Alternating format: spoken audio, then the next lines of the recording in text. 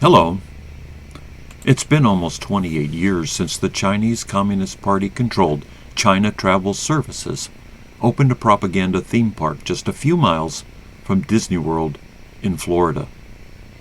The information presented at the theme park, targeting school field trips, twisted the histories of Tibet, southern Mongolia, and the land once known as Eastern Turkestan. Additionally, the portrayal of religious exhibits as anything other than tourist destinations under strict party control was even more deception. Our children might have received their only lesson on China from the Chinese Communist Party as a means to help them forget the slaughter of thousands of innocents in Tiananmen just a few years earlier. Through letter writing, email lists, and help with domain hosting, the word got out. I asked for support for our demonstrations and other activities, and was richly rewarded with new friends. Some even traveled from distant continents to assist in the eradication of the propaganda on their own dime. Whether Tibetan, Mongol, Uyghur, Taiwanese, Americans, or Chinese, they all rose to the challenge and came to our aid.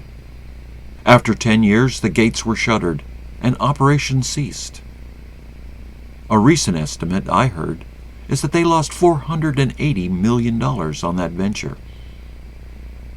The reason I bring this up is because the hardline Chinese communist policies have degenerated into genocide and taking away basic human rights from their own citizens. I feel obligated to return the favor and do something concrete to repay their support for helping to eradicate Chinese Communist Party propaganda in the United States. The Chinese government is providing the world an opportunity to open up in February 2022. We have 8 months to plan to ensure a memorable occasion. I have a few ideas, and none of them involve violence or the destruction of property. For instance, we can drive their surveillance machinery bonkers if some people decide to walk around Beijing with masks of now confined political prisoners or human rights leaders in the West. Perhaps a few competing athletes or coaches could be persuaded to wear masks during the opening and or closing ceremonies. As mentioned, I'm not advocating violence, the destruction of property, or fomenting an uprising against the Chinese Communist Party. As free people, we have the right to speak our mind. The genocide is happening now.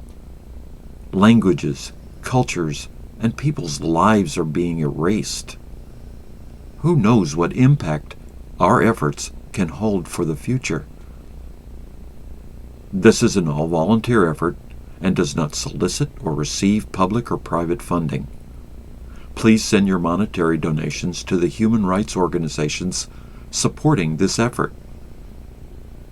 The success of this endeavor depends upon the resolve and dedication of human rights defenders.